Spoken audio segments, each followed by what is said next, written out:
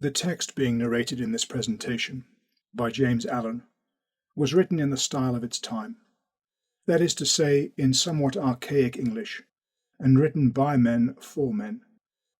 But, as Allen has himself asserted, the teachings are meant for mankind, not just for men. The material is utterly profound and life-changing, so we have taken the liberty of adapting and updating the English to make it more neutral and accessible to modern generations, male and female alike, without changing the meaning or the intention of the text, and without making any copyright claims regarding our versions of his sublime works. The original versions can be found freely available online in the public domain for those who might prefer to read them in their original form. Thank you.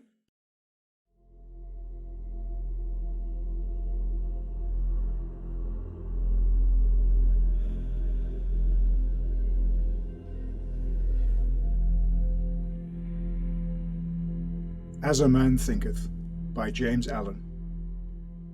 Chapter 1. Thought and Character.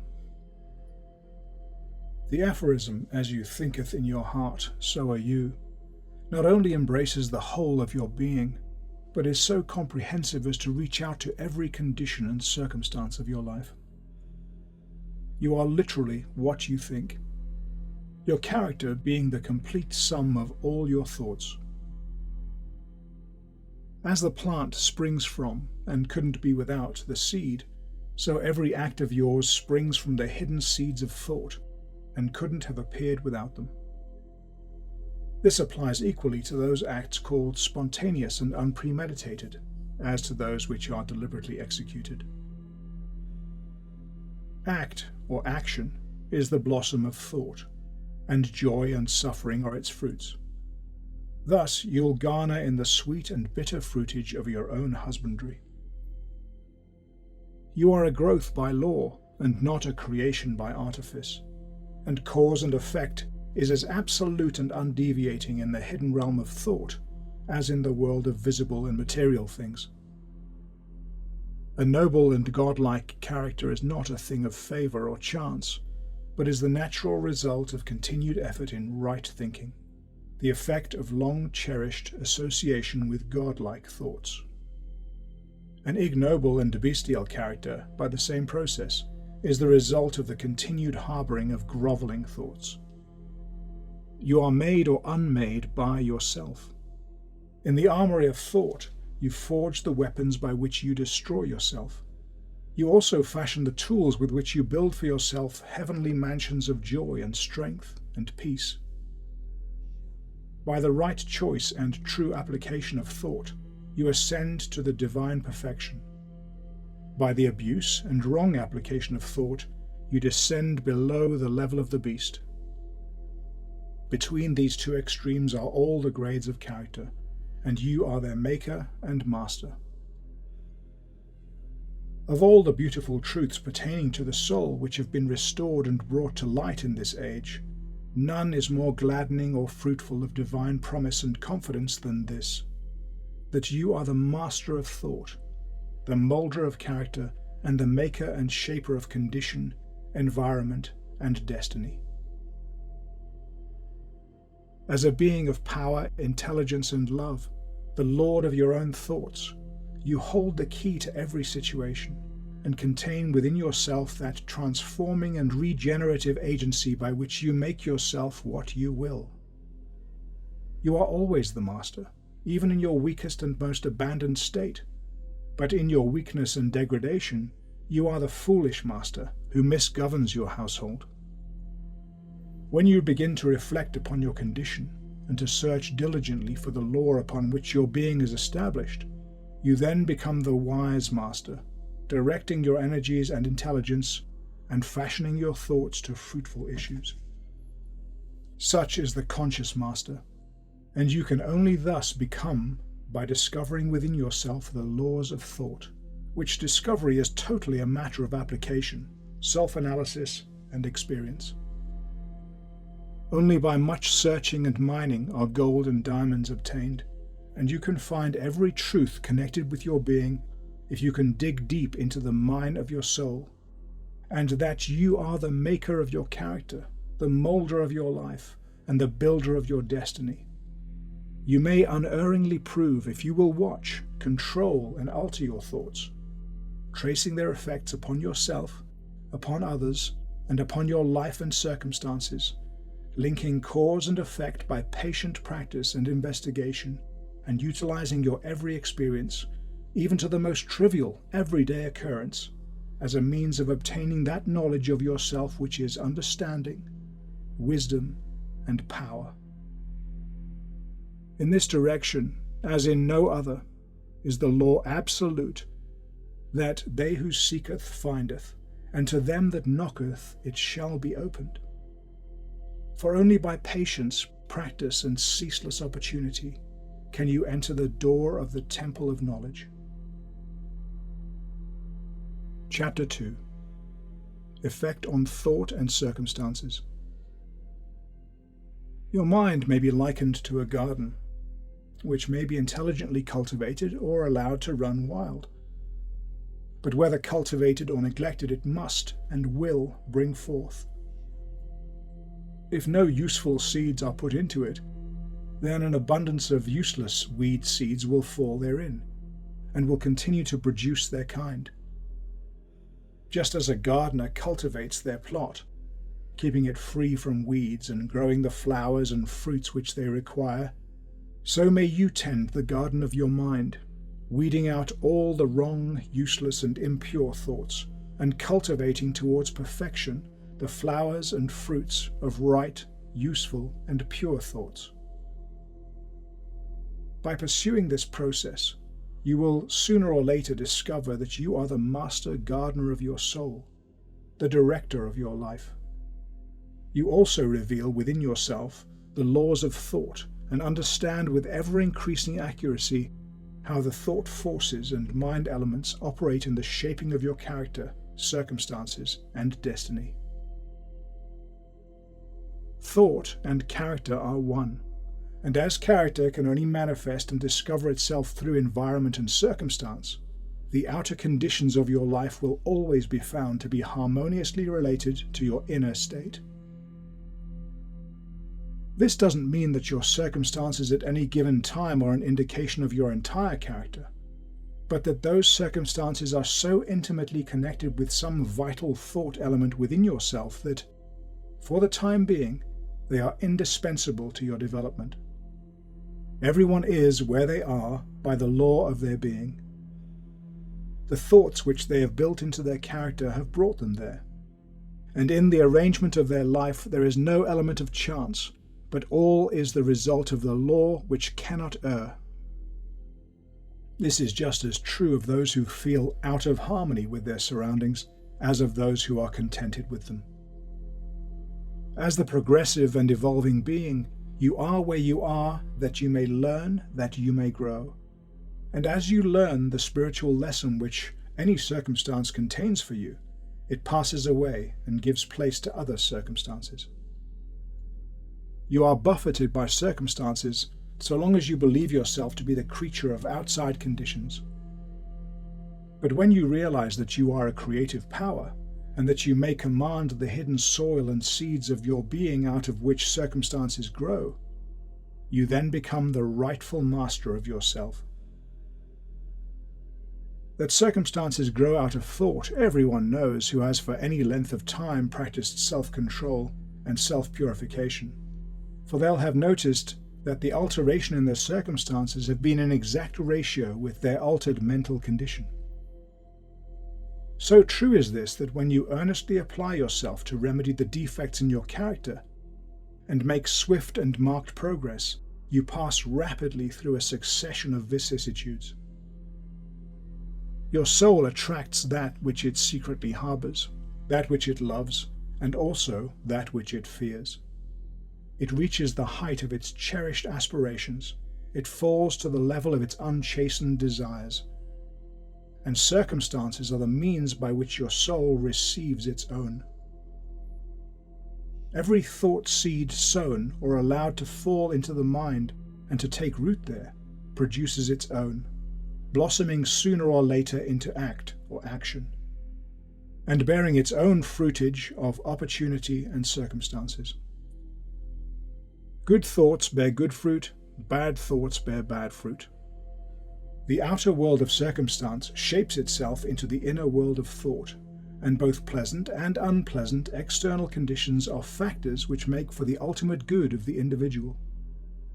As the reaper of your own harvest, you learn both by suffering and by bliss. Following the innermost desires, aspirations, thoughts, by which you allow yourself to be dominated, pursuing the will-o'-wisp of impure imagining, or steadfastly walking the highway of strong and high endeavour, you at last arrive at your fruition and fulfillment in the outer condition of your life. The laws of growth and adjustment everywhere obtain. You do not come into the almshouse or the jail by the tyranny of fate or circumstance, but by the pathway of grovelling thoughts and base desires. Nor does a pure-minded person fall suddenly into crime by stress of any mere external force. The criminal thought had long been secretly fostered in their heart, and the hour of opportunity revealed its gathered power. Circumstance doesn't make you, it reveals you to yourself. No such conditions can exist as descending into vice and its attendant sufferings apart from vicious inclinations, or ascending into virtue and its pure happiness without the continued cultivation of virtuous aspirations. And you, therefore, as the Lord and Master of thought, are the maker of yourself, the shaper and author of environment. Even at birth, the soul comes into its own, and through every step of its earthly pilgrimage, it attracts those combinations of conditions which reveal itself, which are the reflections of its own purity and impurity, its strength and weakness. You do not attract that which you want, but that which you are. Your whims, fancies, and ambitions are thwarted at every step, but their innermost thoughts and desires are fed with their own food, be it foul or clean. The divinity that shapes our ends is in ourselves. It is our very self. You are manacled only by yourself. Thought and action are the jailers of fate. They imprison, being base, and are also the angels of freedom. They liberate, being noble. Not what you wish and pray for do you get, but what you justly earn. Your wishes and prayers are only gratified and answered when they harmonize with your thoughts and actions. In the light of this truth, what then is the meaning of fighting against circumstances? It means that you're continually revolting against an effect without, while all the time you are nourishing and preserving its cause in your heart. That cause may take the form of a conscious vice or an unconscious weakness, but whatever it is, stubbornly retards the efforts of its possessor, and thus calls aloud for remedy. You are anxious to improve your circumstances, but are unwilling to improve yourself. You therefore remain bound. The person who does not shrink from self-crucifixion can never fail to accomplish the object upon which their heart is set. This is as true of earthly as of heavenly things. Even the person whose sole object is to acquire wealth must be prepared to make great personal sacrifices before they can accomplish their object. And how much more so they who would realize a strong and well-poised life. Here is a person who is wretchedly poor. They are extremely anxious that their surroundings and home comforts should be improved. Yet all the time they shirk their work, and considers they are justified in trying to deceive their employer on the ground of the insufficiency of their wages. Such a person doesn't understand the simplest rudiments of those principles which are the basis of true prosperity, and is not only totally unfitted to rise out of their wretchedness, but is actually attracting to themselves a still deeper wretchedness by dwelling in and acting out indolent and deceptive thoughts. Here is a rich person who is the victim of a painful and persistent disease as the result of gluttony.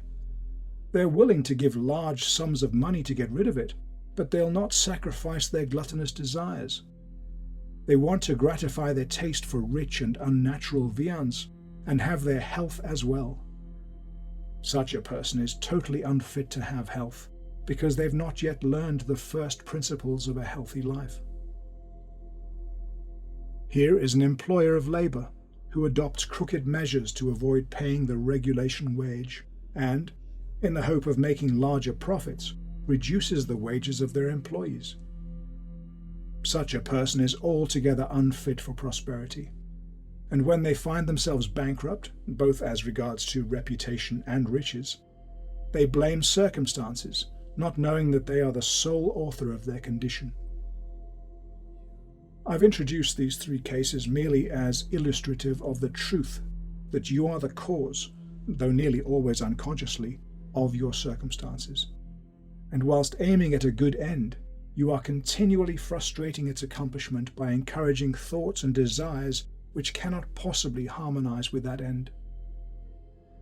Such cases could be multiplied and varied almost indefinitely, but this isn't necessary, as the reader can, if you so resolve, trace the action of the laws of thought in your own mind and life, and until this is done, mere external facts can't serve as a ground of reasoning. Circumstances, however, are so complicated, thought is so deeply rooted, and the conditions of happiness vary so vastly with individuals that your entire soul condition, although it may be known to yourself, cannot be judged by another from the external aspect of your life alone. You may be honest in certain directions, yet suffer privations.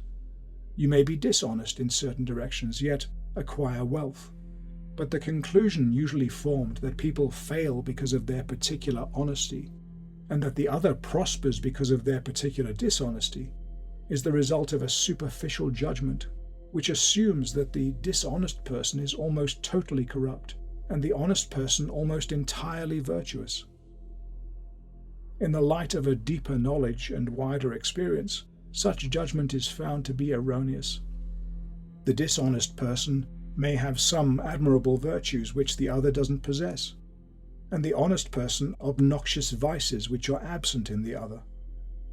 The honest person reaps the good results of their honest thoughts and acts.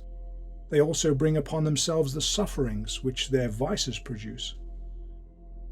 The dishonest person, likewise, garners their own suffering and happiness. It's pleasing to human vanity to believe that one suffers because of one's virtue, but not until you've extirpated every sickly, bitter, and impure thought from your mind, and washed every sinful stain from your soul, can you be in a position to know and declare that your sufferings are the result of your good, and not of your bad qualities. And on the way to that supreme perfection, you will have found, working in your own mind and life, the great law which is absolutely just and which cannot give good for evil or evil for good.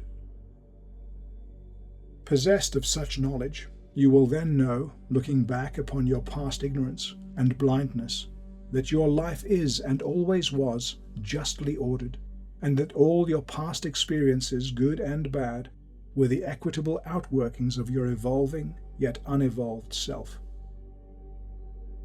Good thoughts and actions can never produce bad results. Bad thoughts and actions can never produce good results. This is but saying that nothing can come from corn but corn, nothing from nettles but nettles.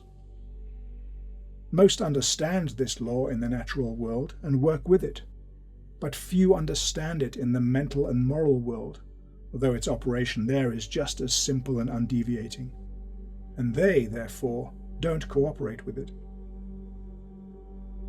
Suffering is always the effect of wrong thought in some direction. It's an indication that you're out of harmony with yourself, with the law of your being. The sole and supreme use of suffering is to purify, to burn out all that is useless and impure. Suffering ceases for those who are pure. There couldn't be object in burning gold after the dross has been removed, and a perfectly pure and enlightened being could not suffer. The circumstances which you encounter with suffering are the result of your own mental inharmony. The circumstances which you encounter with blessedness are the result of your own mental harmony. Blessedness, not material possessions, is the measure of right thought. Wretchedness, not lack of material possessions, is the measure of wrong thought. You may be cursed and rich, you may be blessed and poor. Blessedness and riches are only joined together when the riches are rightly and wisely used.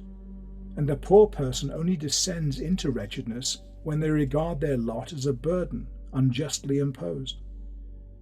Indigence and indulgence are the two extremes of wretchedness. They are both equally unnatural and the result of mental disorder. You are not rightly conditioned until you are a happy, healthy, and prosperous being. And happiness, health, and prosperity are the result of a harmonious adjustment of the inner with the outer, of you with your surroundings. You only begin to be when you cease to whine and revile and commence to search for the hidden justice which regulates your life. And as you adapt your mind to that regulating factor, you cease to accuse others as the cause of your condition and build yourself up in strong and noble thoughts. Cease to kick against circumstances, but begin to use them as aids to your more rapid progress and as a means of discovering the hidden powers and possibilities within yourself. Law, not confusion, is the dominating principle in the universe. Justice, not injustice, is the soul and substance of life. And righteousness, not corruption, is the molding, moving force in the spiritual government of the world.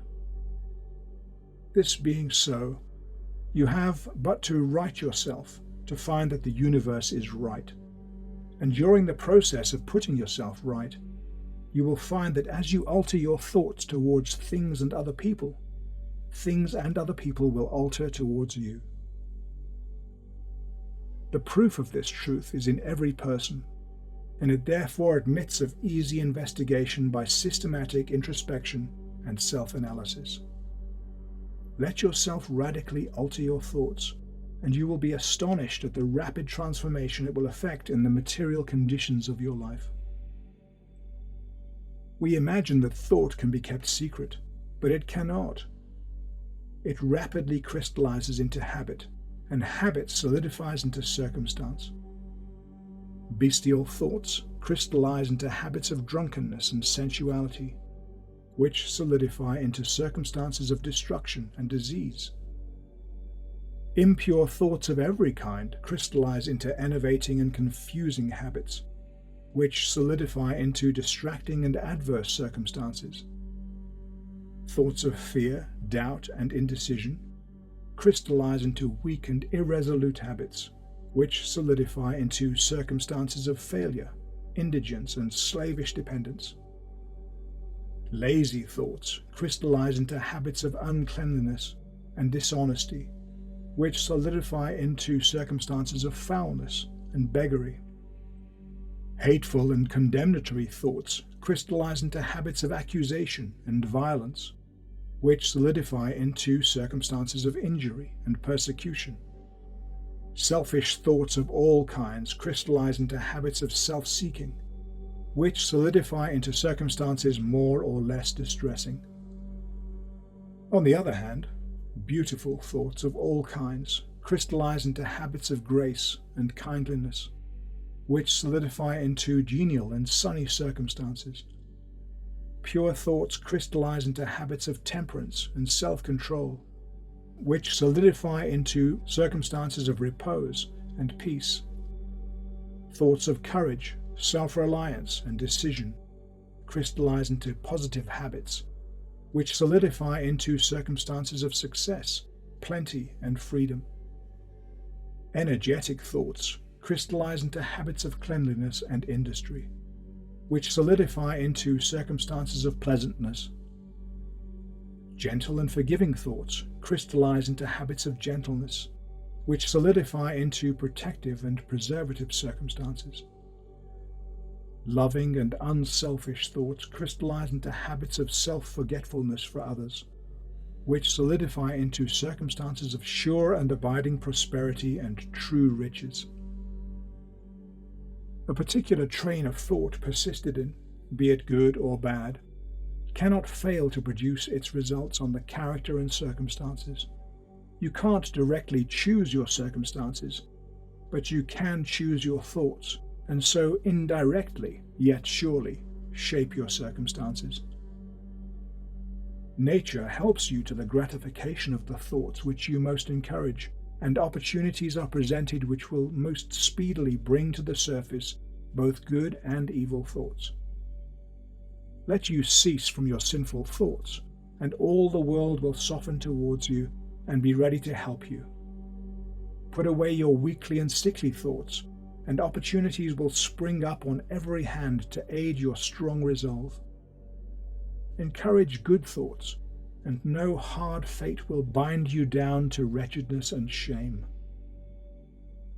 The world is your kaleidoscope, and the varying combinations of colors which at every succeeding moment it presents to you are the exquisitely adjusted pictures of your ever-moving thoughts. Chapter 3. Effect of Thought on Health and the Body. Your body is the servant of your mind. It obeys the operations of your mind, whether they be deliberately chosen or automatically expressed. At the bidding of unlawful thoughts, your body sinks rapidly into disease and decay. At the command of glad and beautiful thoughts, your body becomes clothed with youthfulness and beauty. Disease and health, like circumstances, are rooted in your thoughts. Sickly thoughts will express themselves through a sickly body. Thoughts of fear have been known to kill people as speedily as a bullet, and they are continually killing thousands of people just as surely, though less rapidly. The people who live in fear of disease are the people who get it. Anxiety quickly demoralizes the whole body and lays it open to the entrance of disease, while impure thoughts, even if not physically indulged, will soon shatter the nervous system. Strong, pure and happy thoughts build up your body in vigor and grace. The body is a delicate and plastic instrument, which responds readily to the thoughts by which it's impressed, and habits of thought will produce their own effects, good or bad, upon it. You will continue to have impure and poisoned blood so long as you propagate unclean thoughts. Out of a clean heart comes a clean life and a clean body. Out of a defiled mind proceeds a defiled life and a corrupt body. Thought is the font of action, life and manifestation. Make the fountain pure, and all will be pure. Change of diet won't help you if you'll not change your thoughts. When you make your thoughts pure, you no longer desire impure food. If you would perfect your body, guard your mind. If you would renew your body, beautify your mind. Thoughts of malice, envy, disappointment, despondency rob the body of its health and grace. A sour face doesn't come by chance. It's made by sour thoughts. Wrinkles that mar are drawn by folly, passion, and pride. I know a person of 96 who has the bright, innocent face of a child. I know a person well under middle age whose face is drawn into inharmonious contours. The one is the result of a sweet and sunny disposition. The other is the outcome of passion and discontent. As you can't have a sweet and wholesome abode unless you admit the air and sunshine freely into your rooms, so a strong body and a bright, happy or serene countenance can only result from the free admittance into the mind of thoughts of joy and goodwill and serenity. On the faces of the aged there are wrinkles made by sympathy, others by strong and pure thoughts, and others are carved by passion. Who can't distinguish them? With those who have lived righteously, age is calm, peaceful, and softly mellowed like the setting sun. I've recently seen a philosopher on her deathbed. She was not old except in years. She died as sweetly and peacefully as she had lived. There is no physician like cheerful thought for dissipating the ills of your body. And there is no comforter to compare with goodwill for dispersing the shadows of grief and sorrow. To live continually in thoughts of ill will, cynicism, suspicion, and envy is to be confined in a self-made prison hole. But to think well of all, to be cheerful with all, and to patiently learn to find the good in all, such unselfish thoughts are the very portals of heaven, and to dwell day by day in thoughts of peace towards every creature will bring abounding peace to their possessor. Chapter 4. Thought and Purpose. Until your thoughts are linked with purpose, there is no intelligent accomplishment. With the majority, the bark of thought is allowed to drift upon the ocean of life. Aimlessness is a vice, and such drifting must not continue for you who would steer clear of catastrophe and destruction. If you have no central purpose in your life, you may fall as easy prey to petty worries, fears, troubles, and self-pitying, all of which lead just as surely as deliberately planned sins, though by a different route, to failure, unhappiness, and loss. For weakness cannot persist in a power-evolving universe. You should conceive of a legitimate purpose in your heart and set out to accomplish it. You should make this purpose the centralizing point of your thoughts. It may take the form of a spiritual ideal, or it may be a worldly object, according to your nature at the time being. But whichever it is, you should steadily focus your thought forces upon the object which you have set before yourself. You should make this purpose your supreme duty, and should devote yourself to its attainment, not allowing your thoughts to wander away into ephemeral fantasies, longings, and imaginings. This is the royal road to self-control and true concentration of thought. Even if you fail again and again to accomplish your purpose, as you necessarily must until weakness is overcome, the strength of character gained will be the measure of your true success, and this will form a new starting point for future power and triumph. If you are not prepared for the apprehension of a great purpose, you should fix your thoughts upon the faultless performance of your duty, no matter how insignificant your task may appear. Only in this way can the thoughts be gathered and focused, and resolution and energy be developed, which, being done, there is nothing which may not be accomplished.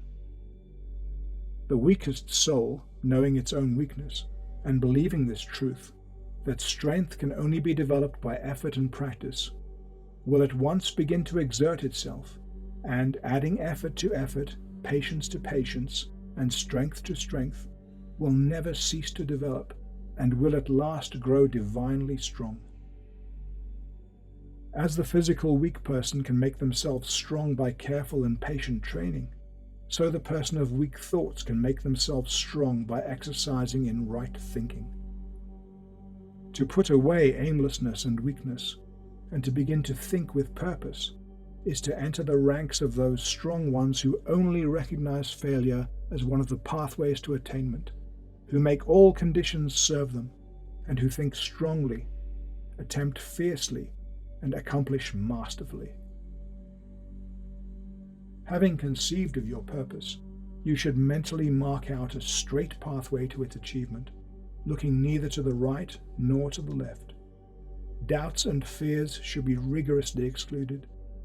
They are disintegrating elements which break up the straight line of effort, rendering it crooked and ineffectual, useless. Thoughts of doubt and fear never accomplish anything and never can. They always lead to failure. Purpose, energy, power to do, and all strong thoughts cease when doubt and fear creep in. The will to do springs from the knowledge that you can do.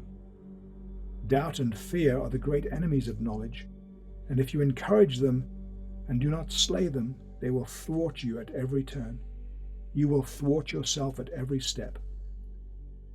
When you've conquered doubt and fear, you've conquered failure. Your every thought is allied with power, and all difficulties are bravely met and wisely overcome. Your purposes are seasonably planted, and they bloom and bring forth fruit which doesn't fall prematurely to the ground. Thought, allied fearlessly to purpose, becomes creative force, and when you know this, you are ready to become something higher and stronger than a mere bundle of wavering thoughts and fluctuating sensations.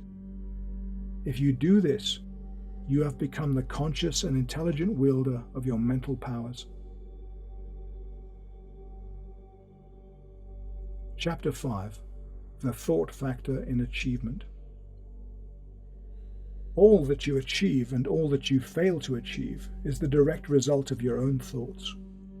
In a justly ordered universe where the loss of equipoise would mean total destruction, individual responsibility must be absolute. Your weakness and strength, purity and impurity are your own, and not another person's. They are brought about by yourself and not by another. They can only be altered by yourself, never by another. Your condition is also your own, and not another person's. Your sufferings and your happiness are evolved from within. As you think, so you are. As you continue to think, so you remain. A strong person can't help a weaker unless the weaker is willing to be helped, and even then the weak person must become strong of themselves. They must, by their own efforts, develop the strength which they admire in another. None but yourself can alter your condition. It has been usual for people to think and to say, "Many people are slaves because one is an oppressor. Let us hate the oppressor." Now, however, there is among an increasing few a tendency to reverse this judgment and to say, "One person is an oppressor because many are slaves. Let us despise the slaves." The truth is that the oppressor and slave are cooperators in ignorance, and while seeming to afflict each other, are in reality afflicting themselves. A perfect knowledge perceives the action of law in the weakness of the oppressed and in the misapplied power of the oppressor. A perfect love, seeing the suffering which both states entail, condemns neither. A perfect compassion embraces both oppressor and oppressed. When you've conquered weakness and you've put away all selfish thoughts, you belong neither to oppressor nor oppressed. You are free. You can only rise, conquer, and achieve by lifting up your thoughts. You can only remain weak and abject and miserable by refusing to lift up your thoughts. Before you can achieve anything, even in worldly things, you must lift your thoughts above slavish animal indulgence. You may not, in order to succeed, give up all animality and selfishness by any means, but a portion of it must at least be sacrificed. A person whose first thought is bestial indulgence could neither think clearly nor plan methodically. They couldn't find and develop their latent resources and would fail in any undertaking. Not having commenced bravely to control their thoughts, they are not in a position to control affairs and to adopt serious responsibilities. They are not fit to act independently and stand alone, but they are limited only by the thoughts which they choose. There can be no progress, no achievement without sacrifice, and your worldly success will be in the measure that you sacrifice your confused animal thoughts and fix your mind on the development of your plans and the strengthening of your resolution and self-reliance. And the higher you lift your thoughts, the more upright and righteous you become, the greater will be your success, the more blessed and enduring will be your achievements. The universe doesn't favor the greedy, the dishonest, the vicious, although on the mere surface it may sometimes appear to do so. It helps the honest, the magnanimous, and the virtuous. All the great teachers of the ages have declared this in varying forms, and to prove and know it, a person has but to persist in making themselves more and more virtuous by lifting up their thoughts. Intellectual achievements are the result of thought consecrated to the search for knowledge or for the beautiful and true in life and nature. Such achievements may be sometimes connected with vanity and ambition, but they are not the outcome of those characteristics. They are the natural outgrowth of long and arduous effort and of pure and unselfish thoughts. Spiritual achievements are the consummation of holy aspirations. Those who live constantly in the conception of noble and lofty thoughts, who dwell upon all that is pure and unselfish, will, as surely as the sun reaches its zenith and the moon its full, become wise and noble in character and rise into a position of influence and blessedness. Achievement, of whatever kind, is the crown of effort, the diadem of thought. By the aid of self-control, resolution, purity, righteousness, and well-directed thought, you ascend. By the aid of animality, indolence, impurity, corruption, and confusion of thought, you will descend. You may rise to high success in the world, even to lofty altitudes in the spiritual realm, and again descend into weakness and wretchedness by allowing arrogant, selfish, and corrupt thoughts to take possession of you. Victories attained by right thought can only be maintained by watchfulness. Many give way when success is assured and rapidly fall back into failure. All achievements, whether in the business, intellectual, or spiritual world, are the results of definitely directed thought, are governed by the same law, and are of the same method. The only difference lies in the object of attainment. Those who would accomplish little must sacrifice little. Those who would achieve much must sacrifice much. Those who would attain highly must sacrifice greatly. Chapter 6. Visions and Ideals.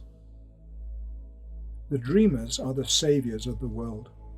As the visible world is sustained by the invisible, so society, with all their trials and sins and sordid vocations, are nourished by the beautiful visions of their solitary dreamers. Humanity can't forget its dreamers. It can't let their ideals fade and die.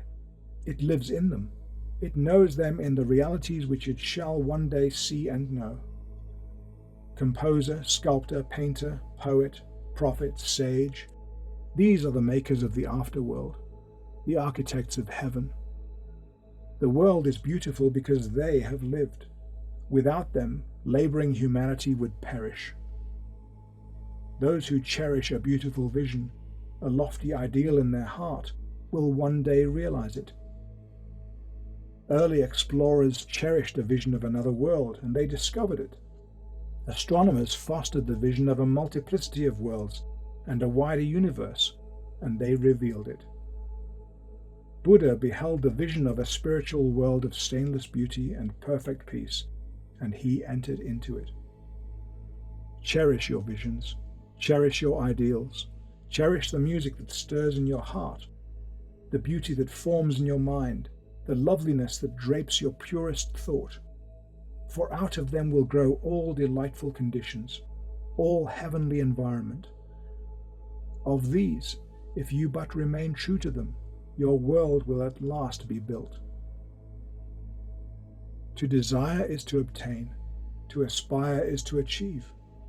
Shall your basest desires receive the fullest measure of gratification, and your purest aspirations starve for lack of sustenance?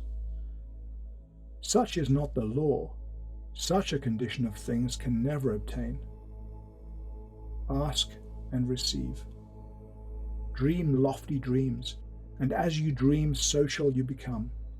Your vision is the promise of what you shall one day be. Your ideal is the prophecy of what you shall at last unveil. The greatest achievement was at first and for a time a dream. The oak sleeps in the acorn. The bird waits in the egg, and the highest vision of the soul, a waking angel stirs. Dreams are the seedlings of realities. Your circumstances may be uncongenial, But they shall not remain so if you but perceive an ideal and strive to reach it. You can't travel within and stand still without. Here are youth hard pressed by poverty and labor, confined long hours in an unhealthy workshop, unschooled and lacking all the arts of refinement, but they dream of better things. They think of intelligence, of refinement, of grace and beauty. They conceive of, mentally build up, an ideal condition of life. The vision of a wider liberty and a larger scope takes possession of them. Unrest urges them into action, and they utilize all their spare time and means, small though they are, to the development of their latent powers and resources. Very soon, so altered have their minds become that the workshop can no longer hold them. It has become so out of harmony with their mentality that it falls out of their life as a garment is cast aside, and, with the growth of opportunities which fit the scope of their expanding powers, they pass out of it forever. Years later we see these youths as full-grown adults. We find them a master of certain forces of the mind which they wield with worldwide influence and almost unequaled power. In their hands they hold the cords of gigantic responsibilities. They speak and lives are changed. People hang upon their words and remold their characters, and, sun-like, they become the fixed and luminous center around which innumerable destinies revolve. They have realized the vision of their youth. They have become one with their ideal. And you too will realize the vision, not the idle wish of your heart, be it base or beautiful, or a mixture of both, for you will always gravitate towards that which you secretly most love. Into your hands will be placed the exact results of your own thoughts. You will receive that which you earn, no more, no less. Whatever your present environment may be, you will fall, remain, or rise with your thoughts, your vision, your ideal. You will become as small as your controlling desire, as great as your dominant aspiration. In the beautiful worlds of Stanton Kirkham Davis, you may be keeping accounts, and presently you shall walk out of the door that for so long has seemed to you the barrier of your ideals, and shall find yourself before an audience, the pen still behind your ear, the ink stains on your fingers, and then and there shall pour out the torrent of your inspiration. You may be driving sheep, and you shall wander to the city, bucolic and open-mouthed, shall wander under the intrepid guidance of the Spirit into the studio of the Master, and after a time he shall say, I have nothing more to teach you.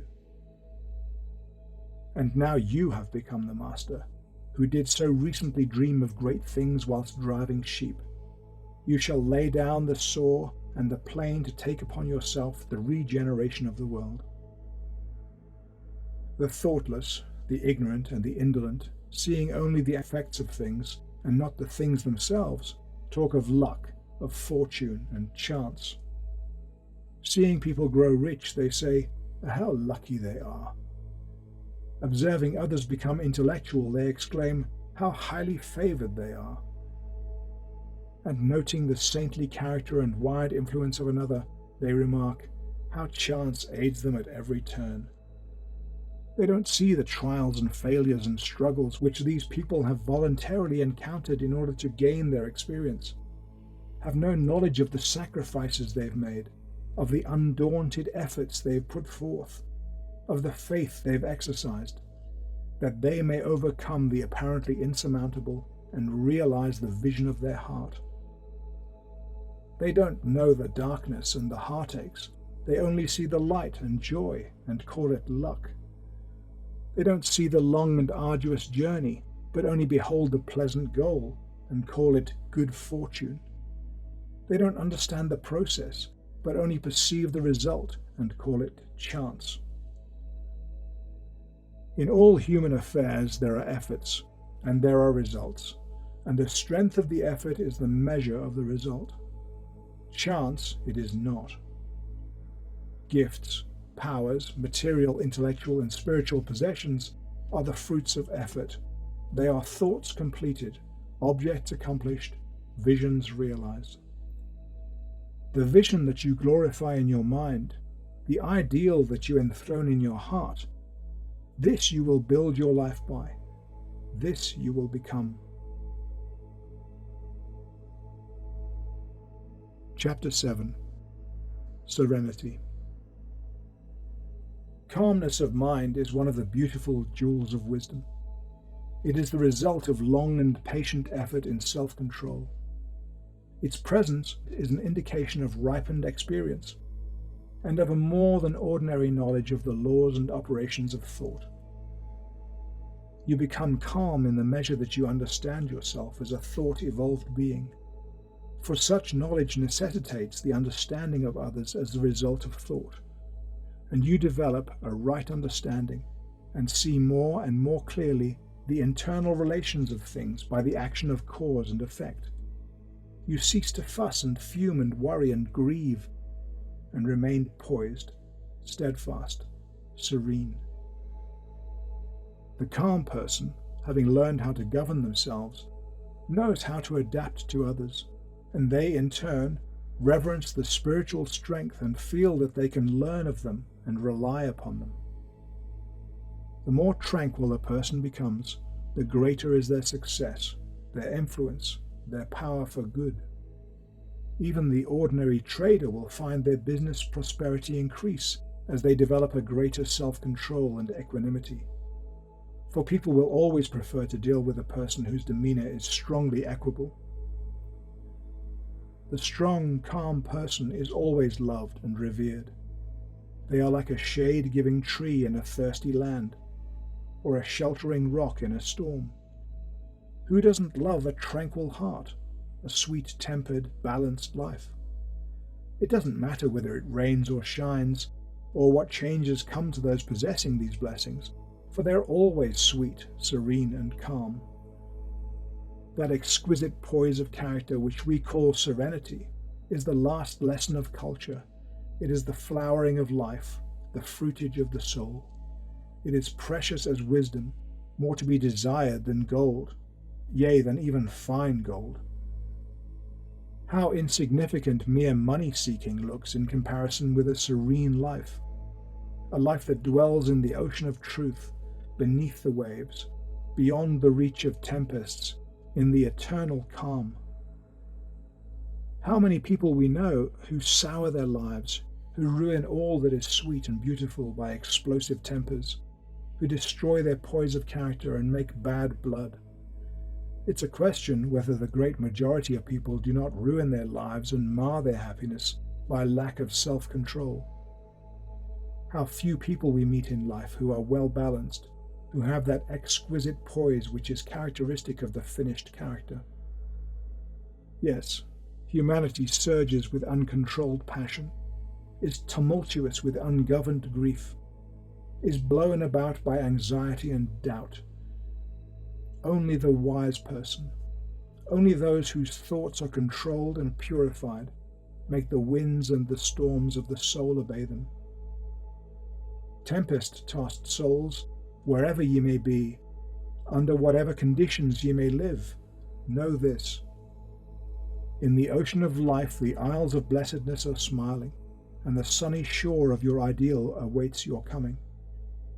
Keep your hand firmly upon the helm of thought.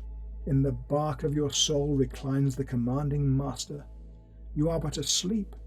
Wake yourself. Self-control is strength. Right thought is mastery. Calmness is power. Say unto your heart, peace, be still.